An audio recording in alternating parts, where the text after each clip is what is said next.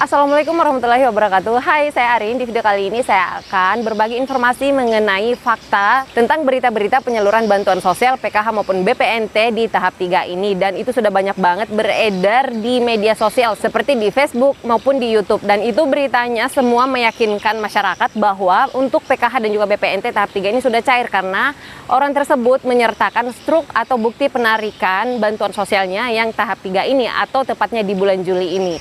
Jadi buat semuanya yang penasaran, bagi penerima bantuan sosial maupun PKH dan juga BPNT yang saat ini sedang menunggu-nunggu jadwal pencairan bantuan sosial yang tahap 3 ini, tapi belum pasti juga atau sudah pernah mendapatkan informasi tersebut, tapi pada saat dicek KKS-nya ternyata itu masih zonk. Pastikan nonton video ini sampai habis ya, karena di video kali ini saya akan membahas mengenai fakta tersebut. Apakah berita tersebut hoax atau benar? Karena banyak banget nih yang bertanya, itu kayaknya sih benar karena dia menyertakan struk bukti pembayarannya. Pastikan nonton video ini sampai habis, dan jangan lupa dukung channel ini dengan cara klik like dan share ke seluruh sosial media yang Bapak Ibu punya, serta klik subscribe-nya dan juga aktifkan lonceng notifikasinya.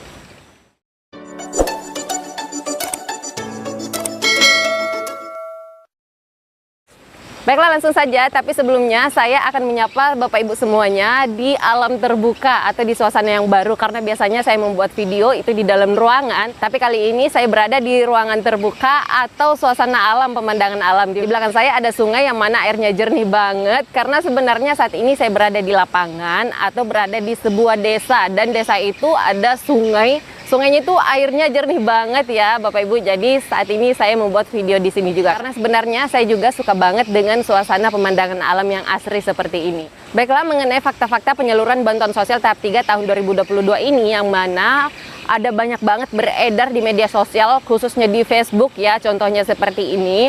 Jadi setelah saya cek beberapa waktu yang lalu mengenai postingan tersebut, itu ternyata ada salah satu oknum yang memposting bukti transaksinya itu ternyata di tahun 2021, tapi dia up naik begitu atau baru menguploadnya di tahun ini, sehingga banyak banget masyarakat yang beranggapan itu benar cairnya di bulan 7 tahun 2022 ini. Tapi pada saat saya cek, di sini bisa kita lihat sama-sama, yang dia upload itu adalah bukti transaksi pada bulan Juli tahun 2021 tahun lalu, bukan di tahun ini. Sehingga banyak banget KPM yang khususnya tidak bisa mengecek apakah itu benar atau tidak, langsung aja datang ke agen atau ke ATM ngecek kartu KKS-nya, ternyata hasilnya zonk. Selanjutnya yang kedua, setelah saya cek-cek lagi, scroll lagi, ternyata ada juga salah satu orang tersebut mengupload bukti transaksinya di Facebook khususnya, itu memang benar cairnya di tanggal 4 tahun 2022, tanggal 4 bulan Juli ya. Di sini bisa kita lihat sama-sama untuk bukti transaksinya atau struk bukti transaksinya. Di sini tepatnya tanggal 4 bulan 7 tahun 2022. Nah, perlu Bapak Ibu semuanya ketahui, yang cair ini itu memang cair, benar cair, dan buktinya juga ada. Tapi yang perlu kita ketahui, ini tuh bukan untuk bantuan sosial tahap 3 atau periode bulan Juli, tapi ini masih bantuan sosial tahap 2 tahun 2022 ini. Kan yang namanya bansos PKH itu kan terbagi lagi menjadi beberapa termin. Nah, sehingga beberapa KPM ini itu masuknya di termin akhir atau pada akhir bulan Juni kemarin. Barulah masuk bansosnya di termin terakhir, sehingga barulah dikabari oleh pendamping sosialnya, sehingga mengalami keterlambatan penarikan bantuan sosialnya, ditariknya di bulan 7. Tapi sebenarnya itu adalah bantuan sosial di tahap 2 atau di bulan 6 kemarin masuknya. Jadi itu belum tahap 3, bukan bansos yang tahap 3. Di tempat saya juga ada beberapa orang yang seperti itu. Yang pertama, orang tersebut itu habis berangkat, jadi dia nggak tahu bansos itu sudah masuk. Saya mau hubungi juga orangnya, tapi kontaknya nggak ada yang bisa dihubungin, sehingga saya biarkan dulu.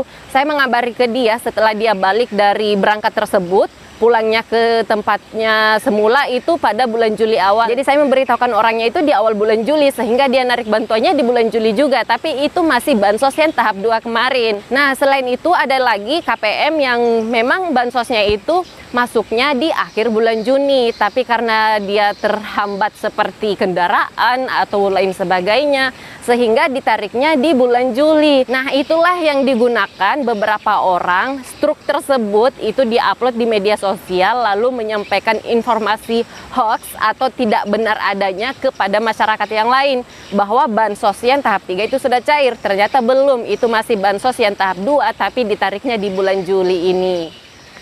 Nah, mengenai penyaluran bantuan sosial tahap 3 ini, kira-kira kapankah cairnya? Jadi, untuk tahap 3 ini, tahun 2022 itu berada di periode bulan Juli, Agustus, September. Yang mana artinya, kalau cairnya bukan di bulan Juli ini, berarti cairnya di bulan depan, bulan Agustus. Kalau nggak di bulan Agustus bulan depan, berarti di bulan depannya lagi, atau bulan September. Jadi, di antara 3 bulan ini, kalau bukan Juli, Agustus, atau September. Yang jelasnya tahap 3 itu pasti akan cair di antara 3 bulan ini tadi. Nah, daripada Bapak Ibu semuanya repot-repot untuk selalu ngecek kartu KKS-nya di ATM ataupun di agen. Nah, apalagi kalau biasanya di agen itu kan ada biaya administrasinya ya. Daripada repot-repot mengeluarkan biaya seperti itu atau repot-repot datang ke ATM langsung ngecek setiap saat bansosnya dan ternyata itu hasilnya selalu zonk, lebih baik Bapak Ibu itu bersabar terlebih dahulu karena pasti akan diinformasikan lewat pendamping sosialnya masing-masing. Karena sampai saat ini kami semuanya sebagai pendamping sosial yang ada di seluruh Indonesia itu belum mendapatkan data bayar sampai hari ini ya, per hari ini.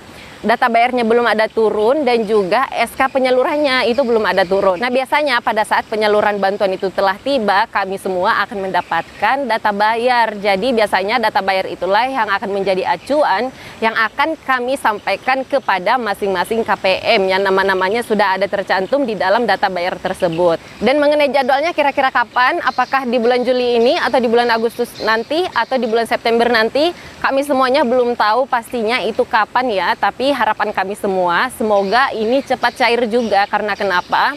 Ya, namanya bantuan sosial itu kan memang harus segera sampai ke tangan masing-masing KPM dan harus segera dimanfaatkan oleh KPM tersebut. Tapi ada lagi yang namanya peraturan yang harus kita taati, yang harus kita ikuti. Nah, mengenai nanti apakah cair cepat atau tepat waktu atau mengalami keterlambatan, kemungkinan prediksi kami, kemungkinan itu akan mengalami sedikit keterlambatan. Karena kenapa?